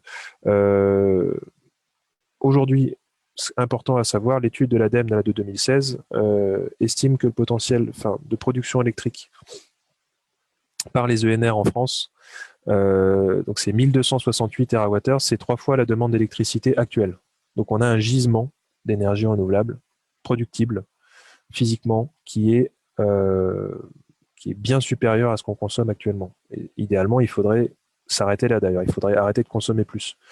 Donc si on s'arrête de consommer plus et qu'on reste à peu près à 400-450 TWh de demande électrique, c'est pas le cas aujourd'hui, on n'est pas du tout sur cette trajectoire-là, mais si c'était le cas et qu'on devenait plus vertueux, on aurait de toute façon un gisement d'énergie renouvelable bien au-delà de ce qu'on peut demander. On a plusieurs mix électriques qui sont techniquement possibles pour satisfaire la demande, donc ça on va voir. Entre les études de Negawatt et les études de l'ADEME, ça change un petit peu. Mais effectivement, plusieurs mix électriques sont possibles. On est quand même, et c'est un peu l'analyse que je porte, on est quand même souvent dans les mêmes eaux en termes de mix électrique. Voilà, c'est ce qu'on va voir après. Alors, ce que je disais, une condition essentielle, le développement de la maîtrise de la demande d'électricité, la maîtrise de l'énergie de manière générale. Ça veut dire qu'en gros, avant de savoir ce qu'on va mettre comme système de chauffage dans la maison, il va falloir qu'on isole la maison. Il va falloir réduire le besoin, réduire la demande, compresser le besoin au maximum. Donc là, on est dans la démarche de Negawatt, un acteur que vous connaissez, du coup, dont je parle là depuis le début, mais que vous ne connaissez pas forcément. Negawatt, c'est une association qui prend le nom maintenant d'Institut Negawatt et qui envisage une démarche qui passe d'abord par la sobriété énergétique, c'est-à-dire maîtriser sa consommation, réduire son besoin. Voilà. Donc sans maîtrise de la pointe et sans maîtrise de la demande d'électricité, quel que soit le mix qui intègre des ENR, de toute façon, le coût du système électrique n'est pas maîtrisé. C'est ce que je disais, on a des paramètres économiques qui vont forcément plomber le système. Le souci, alors, c'est pas forcément un souci, mais pour l'instant, c'en est un. Le coût des technologies doit continuer à baisser. Alors aujourd'hui, si on veut faire de l'électricité renouvelable à 100%, il va falloir qu'on ait des technologies un petit peu plus faibles. Aujourd'hui, concrètement, l'énergie solaire coûte trop cher pour Monsieur X ou Monsieur Y qui voudrait se lancer sereinement et avec sans trop de frais dans la production d'électricité. Et l'acceptabilité sociale, alors là j'insiste un peu là-dessus, elle est cruciale pour permettre la réalisation d'un nouveau mix électrique. Il y a énormément d'arguments alors qui ne sont pas forcément pro-nucléaire, mais qui dézinguent un petit peu la possibilité de faire un mix électrique 100% renouvelable. La plupart des arguments qui sont portés à l'encontre d'un mix électrique 100% ENR, c'est des arguments qui ont trait à l'acceptabilité sociale. Tout simplement, les gens disent, les experts, entre guillemets, en tout cas ceux qui dézinguent le mix 100% ENR, disent que ça ne sera pas accepté par la société. Ça ne sera pas accepté socialement. Ça demande aujourd'hui trop de contraintes. Voilà. Et la solution à ça, à mon avis, et ça, je suis un peu le porte-parole des 7 vents là-dessus, c'est de dire qu'aujourd'hui, la transition énergétique, elle est plus technologique. Il ne faut plus attendre aujourd'hui une solution miracle en termes techniques ou technologiques. C'est surtout une transition sociale et travailler sur l'acceptabilité sociale des solutions. Voilà. On a d'autres études notables, simplement intéressantes. Une étude de l'ADEME sur la possibilité de faire un mix de gaz 100% renouvelable en 2050. Donc, il n'y a pas que l'électricité. Voilà, on pourrait avoir aussi du gaz renouvelable. Alors, ça pose d'autres questions et qu'on pourra peut-être avoir de votre part sur comment est-ce qu'on produit ce gaz, entre guillemets, vert. Voilà. Méthanisation industrielle notamment. Et l'étude de l'Institut Negawatt, donc, qui date de 2013, mais qui va être remise à jour très, très prochainement, et qu'on attend avec impatience, dont les conclusions et les scénarios sont relativement proches de l'ADEME. Je vous laisse voir en fait ce graphique pour voir ce que je vous disais tout à l'heure, c'est-à-dire que quelle que soit l'étude, on a le scénario négawatt, différentes études de l'ADEME qui envisagent différents scénarios de mix énergétique. On est toujours sur un peu les mêmes, en tout cas sur négawatt et les deux premières études de l'ADEME qui sont vraiment sur du 100% ENR. On est un peu toujours sur le même diagnostic, c'est-à-dire c'est l'éolien qui va vraiment produire l'essentiel de l'énergie. L'hydraulique n'a pas vocation à être beaucoup plus utilisé ou à se voir installer beaucoup plus de puissance qu'il n'en a actuellement. Voilà. Quelle que soit l'étude, on est sur un gisement d'hydraulique qui commence à se tarir. Alors ça nous pose question à nous parce qu'on est persuadé que sur le micro-hydrolien ou le pico-hydrolien, il y a des moyens de faire de belles choses. Mais en tout cas, c'est pas quelque chose qui est envisagé pour massifier vraiment les ENR. Le photovoltaïque, en fait, il a sa place, mais on se rend bien compte qu'il ne va pas faire de miracle non plus. Voilà. Et on a la biomasse et les déchets qui seraient plutôt une sorte de force d'appoint qui permettrait notamment le stockage, le pilotage de la production, c'est-à-dire que le biomasse et déchets, c'est des choses qu'on peut ouvrir et fermer un peu, quelle que soit la météo. Ce qui n'est pas le cas de l'éolien ou du photovoltaïque. Voilà. Donc, je passe un petit peu sur cette diapo qui résume ce que je viens de dire. L'éolien terrestre sera la première filière de production d'électricité. La biomasse, le biogaz et les déchets, des sources de flexibilité pour la production d'électricité. Les énergies marines, j'en ai pas parlé, mais elles restent dans tous les scénarios marginales. Ça, c'est important à savoir. C'est que ni l'ADEME ni Négawatt, qui sont des experts bien plus avertis que moi et les 7 vents, imaginent un avenir massif, en tout cas pour les énergies marines. Alors le flop qu'a pu vous faire l'usine hydrolienne par chez nous, voilà, en témoigne. Et on a différentes solutions de stockage d'énergie. On en reparlera peut-être dans les questions. Voilà, c'est un point important qui est un peu technique et que je ne vais pas développer plus que ça parce qu'à mon avis, je suis déjà en retard. Simplement, quelques clés indispensables à retenir pour réussir la transition. Ce que je disais, ça c'est le mot d'ordre des 7 vents et c'est celui de l'Institut Négawatt aussi. L'ADEME n'est pas loin de dire la même chose, sauf qu'elle n'utilise pas forcément toujours encore le mot sobriété. Enfin, ça, dans le vocable, on n'est pas encore assez avancé, mais on y arrive. Donc c'est d'abord la sobriété, se couper du besoin, utiliser moins d'énergie, maîtriser l'énergie qu'on consomme. Ensuite, l'énergie qu'on consomme, on la produit avec des appareils plus efficaces, avec un meilleur rendement. Et à la toute fin, on a les renouvelables. Donc le mix 100% ENR, c'est une chose intéressante, techniquement essentielle pour mettre fin en tout cas un petit peu au nucléaire, enfin à notre dépendance nucléaire et aux énergies fossiles et fissiles. Simplement, faut quand même se dire qu'avant ça, avant d'imaginer ce 100% renouvelable, il va falloir passer par 2 premières étapes qui sont la sobriété et l'efficacité énergétique. Repenser, alors ça s'intègre dans une pensée écologiste à laquelle vous êtes tous sensibles et je pense que je vous apprends rien là-dessus, hein. Mais voilà. Repenser le système énergétique à travers des schémas d'économie et de production d'énergie locaux, décentralisés et à la taille des communautés qu'ils mettent en place. Ça, c'est une source d'efficacité énergétique parce que ça permet de transporter moins d'énergie sur de moins grandes distances, d'une part, et ça permet aussi une acceptabilité sociale puisque quand on parle de la taille des communautés qu'ils mettent en place, c'est aussi l'acceptabilité sociale de ces systèmes.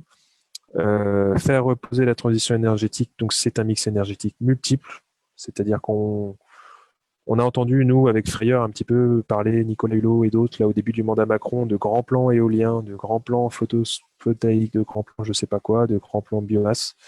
En gros, toutes les énergies renouvelables ont eu le droit à leur grand plan.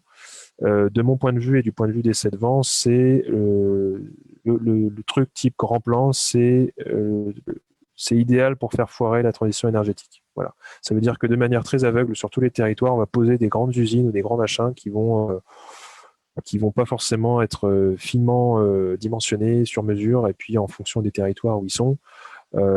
C'est un peu ce qui est en train de se passer, notamment avec la méthanisation. Voilà.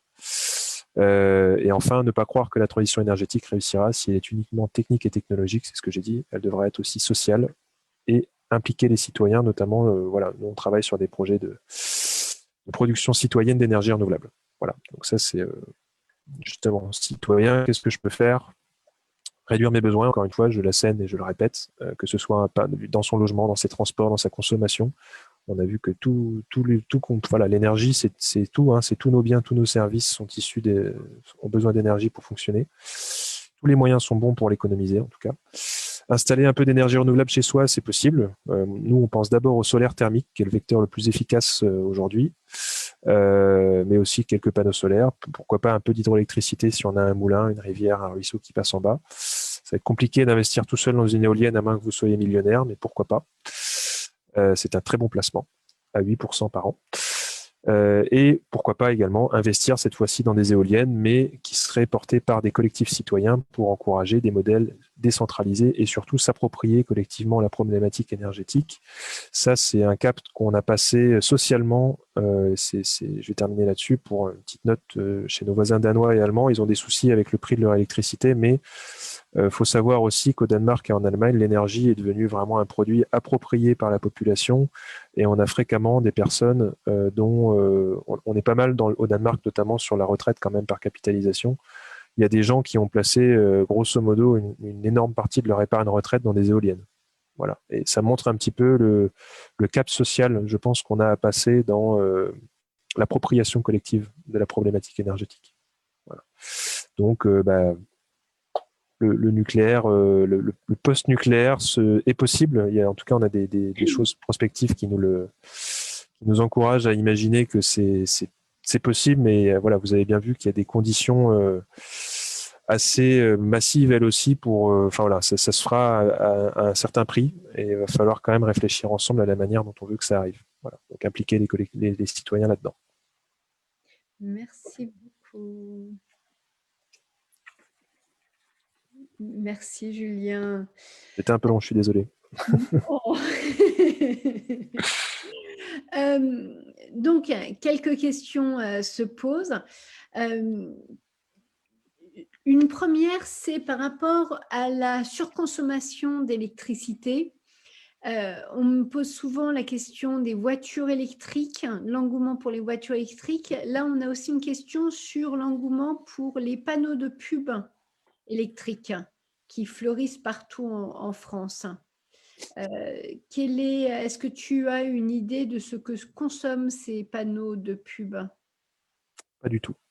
Pas du tout. Alors la voiture électrique, on a des études aussi qui sont sorties qui montrent qu'effectivement en termes d'énergie, enfin de bilan carbone en tout cas, c'est-à-dire d'énergie, je dirais tout compris de la construction du véhicule à sa déconstruction, on n'est pas sur des écarts flagrants avec un véhicule thermique. Donc c'est vrai que le coût d'un véhicule électrique environnemental, voilà, il faut faire énormément de kilomètres avec pour le rentabiliser, environnementalement.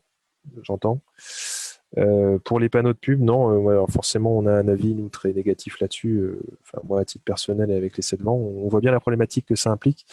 Je crois que Negawatt, ou on a une autre association qui s'appelle Virage Énergie, donc qui sont des copains qui sont dans les Hauts-de-France et qui ont dû faire des petits calculs là-dessus qui doivent être sur les sites internet de l'un ou de l'autre. Je ne sais plus où j'ai vu ça, mais il y avait des choses très intéressantes et un peu effrayante, malheureusement.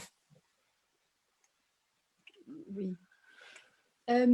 Autre question, est-ce que tu as parlé des systèmes de stockage et de la conscience qu'on pouvait avoir de sa propre consommation et des moments où on consommait?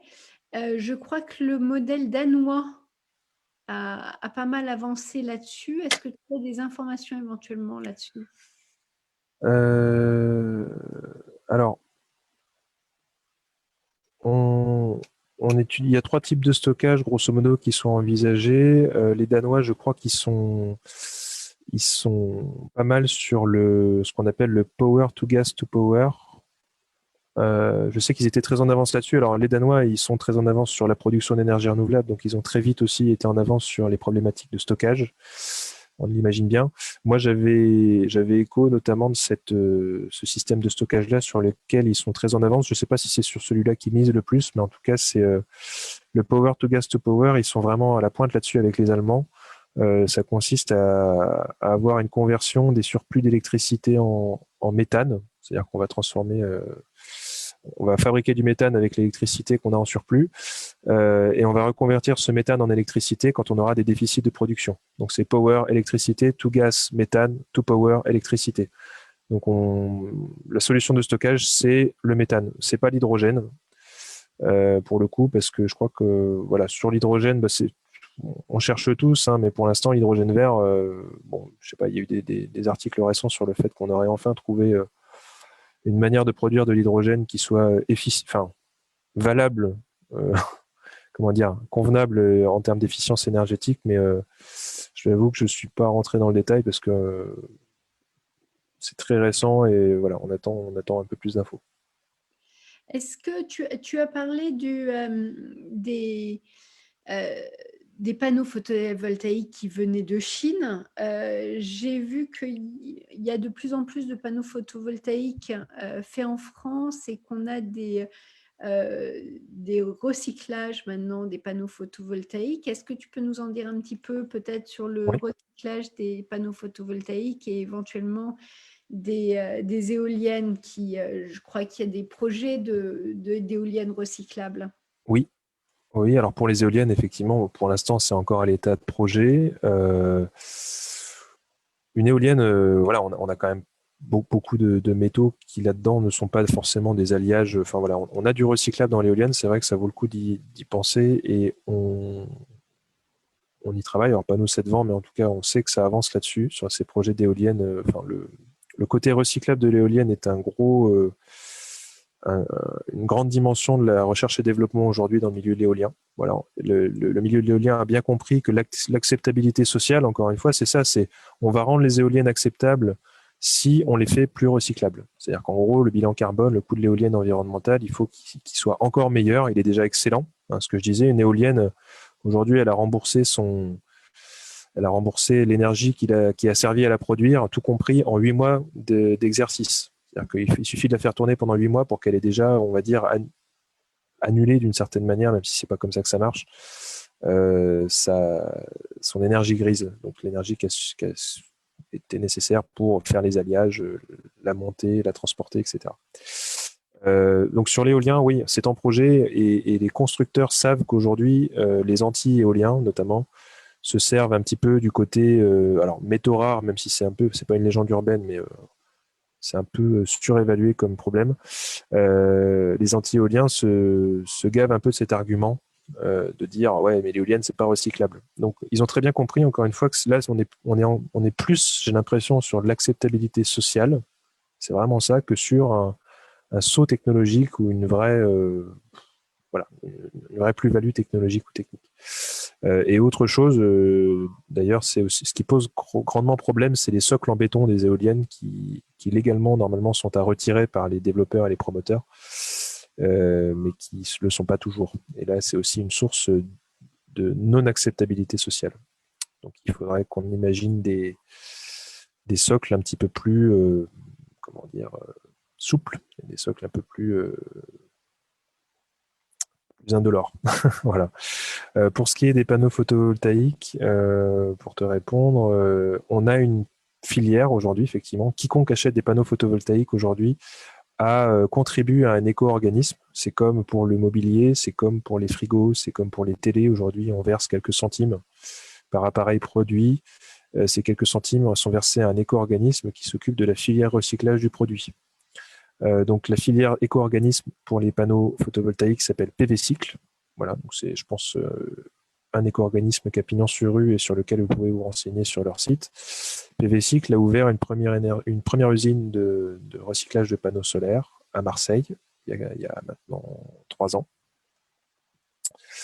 C'est une usine qui a été dimensionnée pour pouvoir accueillir notamment le gisement de panneaux solaires là, qui va arriver en fin de vie d'ici 20, 25 à 30 ans. Donc ils ont fait une usine un petit peu modulable qui va monter en puissance à mesure que les panneaux solaires vont progressivement et massivement arriver en fin de vie.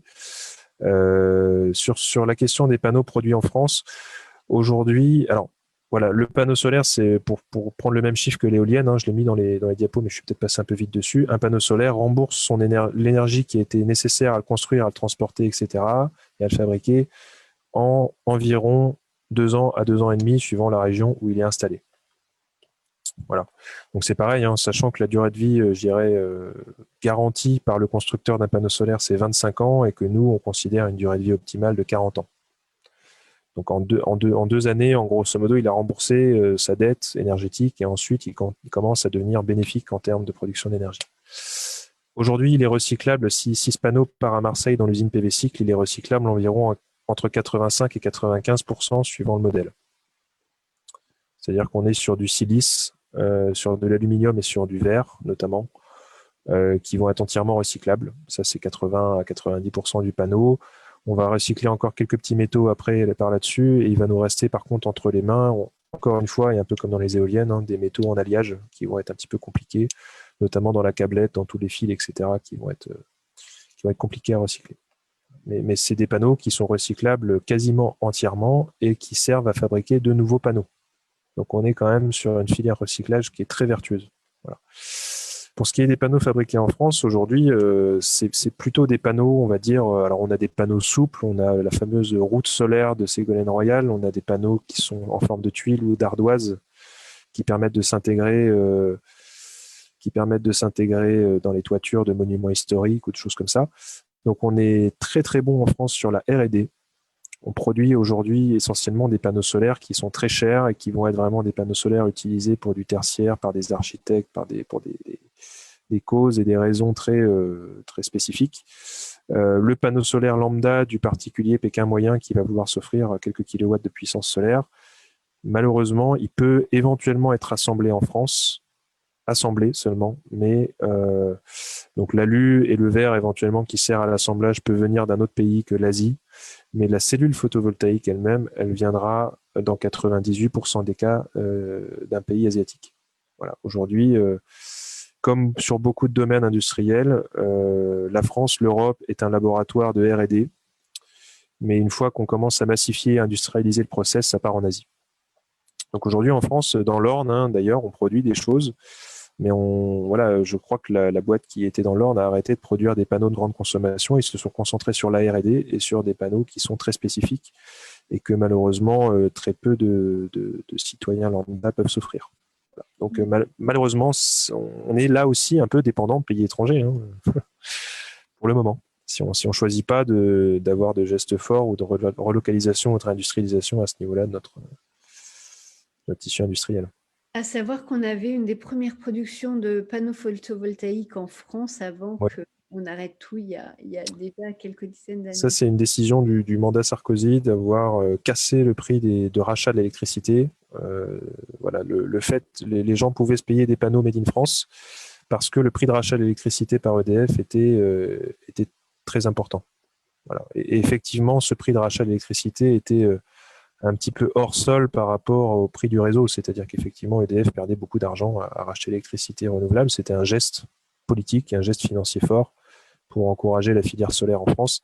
À partir du moment où ce signal prix s'est cassé la figure, on est passé sur les panneaux asiatiques et en quelques mois, quelques années, tout ce qui avait été durement bâti pendant des décennies, j'ai envie de dire, par la filière industrielle solaire française, ça a été réduit en poussière. Enfin, aujourd'hui, c'est une poussière par rapport à ce que c'était avant. Si on a vraiment perdu une bataille, quoi. On va bientôt conclure. Juste une petite donnée qu'on cherchait tout à l'heure. Donc, un écran publicitaire numérique consommerait 20 000 kWh sur sa durée de vie. Alors, ce serait intéressant de voir sa durée de vie. 20 000 kWh, grosso modo, c'est la consommation. Alors, ça, je peux vous donner un ordre d'idée, si vous voulez voir ce que ça représente. 20 000 kWh, c'est la consommation d'une famille de 4 personnes pendant 2 ans. On va dire que c'est la consommation annuelle de 2 foyers de 4 personnes dans un pavillon de 100 mètres carrés. Chauffage, électricité, eau chaude, tout compris. Voilà. Quand même par exemple, ou c'est 10 000 kWh, donc ça fait, on pourrait convertir ça en litres de fuel aussi, des fois ça fait peur. Voilà. Mais bon, bref, je vais pas le faire. Je vais pas vous faire peur. Une question de Michel, donc je ne sais pas si tu veux y répondre ou si David veut y répondre. Et après, Julien, si David y répond, Julien, je veux bien que tu donnes ta conclusion. Donc, Quel est le bilan de la sortie du nucléaire en Allemagne? Ont-ils remplacé le nucléaire par le charbon et le lignite? Où en sont-ils en matière d'ENR? Je vais laisser David répondre et comme ça va me permettre de boire un verre d'eau. Spécialiste de l'Allemagne, donc je suis désolé. Donc, ce que je vous propose, c'est de répondre à cette question de manière beaucoup plus spécifique directement sur notre page Facebook. Vous pouvez aussi trouver la réponse en fait sur notre site web, donc sur lagrandmarche.org. Il y a une partie qui s'appelle Infodétox. Donc, n'hésitez pas par rapport à ces questions qui reviennent fréquemment à aller sur le site web de la Grande Marche, donc lagrandmarche.org, et à regarder dans Info Détox. Et là, notre réponse date d'il y a 1 an, donc on remettra une réponse à jour prochainement sur Info Détox sur lagrandmarche.org. Voilà, Julien, est-ce que tu veux conclure en quelques mots? Merci pour cette information et cette soirée. C'était très intéressant. Moi, j'ai vraiment écouté avec beaucoup de peur et d'attention. Et David, là, merci pour cet exposé. C'était super. Concernant la transition énergétique, parce que voilà, qui sera, si on le souhaite collectivement post-nucléaire, moi, je pense, voilà, c'est surtout l'implication. Je reviens là-dessus, mais aujourd'hui, on n'a pas, parce que nous, c'est aussi pour développer un problème plus général en forme de conclusion, on a beaucoup de gens, j'ai l'impression, à une société qui va miser sur, et c'est peut-être un peu la nature de l'homme, parce que j'ai l'impression que c'est ça sur beaucoup de sujets, la science va nous sauver, la technique va nous sauver, c'est-à-dire on va pas, on voudrait avoir un peu tout, c'est-à-dire qu'on voudrait avoir de l'énergie propre, on voudrait que ça coûte zéro et on voudrait que ça pollue pas, et en plus on voudrait continuer à en consommer autant. C'est pas possible et on voudrait tout ça et on pense qu'on va y arriver parce qu'il y a une énergie, un truc miracle qui va arriver qui s'appelle la fusion nucléaire ou qui s'appelle autre chose, mais l'hydrogène, je sais pas quoi. Enfin, aujourd'hui, vu l'urgence, on est plus, on peut plus attendre de développer de nouvelles choses. Alors, de nouvelles choses vont se développer, de nouvelles techniques, de nouvelles technologies, c'est très bien. Les énergies, la fusion nucléaire, etc., c'est pour dans 20, 30, 50 ans. Alors, il y a des premiers essais qui se font, mais on n'est pas à des choses de taille industrielle. Et je suis pas certain que ces énergies-là, d'ailleurs, ce soit souhaitable, comme pour le nucléaire, de se reposer dessus et de dire que, voilà. Je pense qu'il faut qu'on change de conception complète de ce qu'on imagine être l'énergie, que ça arrête d'être un truc complètement abstrait. Voilà, il faut comprendre que l'énergie, elle est partout, elle est tout le temps et elle sert à produire tout ce qu'on a et en termes de biens et en termes de services. Il ne faut pas miser surtout sur je sais pas, l'avènement d'une technologie nouvelle qui va répondre, qui va être une panacée et qui va répondre à tous les problèmes. Voilà. Ce que je disais malheureusement, c'est que il va falloir certainement se serrer la ceinture d'abord et avant tout sur la question énergétique, c'est-à-dire que on est aujourd'hui dans une période d'ébriété énergétique, on est un peu ivre d'énergie. Ça va d'abord passer par la sobriété et ça va falloir le faire accepter socialement, montrer que ça ne veut pas dire qu'on retourne à la bougie. Voilà, montrer aussi que les ENR, bon, bah, c'est intermittent, mais ça peut être piloté. Enfin, il y a dans les ENR, en tout cas, un vecteur d'innovation et un challenge humain et technique et technologique qui est hyper stimulant pour la société. Il faut vraiment que les gens et que la société se prennent la mesure de ça et s'approprient le truc en fait. Hein, voilà. Et bon, nous on trouve que investir finalement quelques sous ou s'investir, donner du temps pour faire pousser des projets citoyens collectifs d'énergie renouvelable, c'est le meilleur moyen pour que les gens s'approprient ça. Pour le moment, c'est le meilleur moyen qu'on ait trouvé. Alors ça suffira certainement pas, il faudra aussi que d'autres s'y mettent. Mais voilà, c'est à la fois urgent et nécessaire, mais c'est aussi très stimulant et très intéressant. Voilà, il faut que ça arrête d'être un truc très abstrait. C'est très concret l'énergie. Voilà. Merci beaucoup, Julien. David, quelques mots de conclusion? Oui, il faut adhérer à l'accro. Et adhérer à l'accro. Adhérez tous à l'accro. Accro.org. On continue. Merci. Merci. Merci pour l'invitation et cette belle soirée. Oui, merci beaucoup pour l'invitation. C'était très chouette. Merci beaucoup, David. Alors, quand David dit qu'il faut adhérer à l'accro, je me permets d'être entièrement d'accord. C'est-à-dire que l'accro, c'est un organisme, c'est une association indépendante qui a vraiment son importance, qui joue un rôle important en termes de contrôle et, et, et qui n'est pas suffisamment financé. Donc, n'hésitez pas à aller voir leur site, à vous intéresser à l'accro et pas juste à le regarder comme quelque chose qui est juste normalement partie du paysage. Je finirai donc en conclusion par vous rappeler que partout en France, on a des rassemblements ce 13 mars. Il y en a à Rouen, au Havre, à Nantes, mais vous regardez sur le site du réseau Sortir du nucléaire pour trouver tous les rassemblements. Merci beaucoup à Julien Frémont, donc des Aides-Vents, et David Boilet de l'Accro d'avoir accepté notre invitation. Merci aussi à toutes les personnes qui nous ont permis d'organiser ce Facebook Live et à le retransmettre en direct, la FNE, le réseau Sortir du nucléaire. Et merci à vous tous d'avoir pris le temps, parce que ça prend du temps aussi de s'informer, d'accepter de s'informer, d'accepter de voir quelque chose qui est complexe et de ne pas juste s'en remettre à des oui-dire qui peuvent être simplistes et nocifs. Sachant qu'à chaque fois qu'on se dit que c'est complexe et que donc on n'est pas à la mesure de saisir ces questions, on accepte de juste continuer comme avant, et ce qui n'est pas du tout une bonne chose en fait.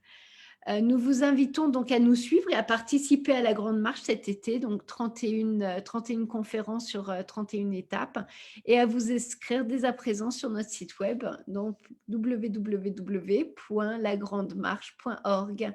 Merci beaucoup. Merci.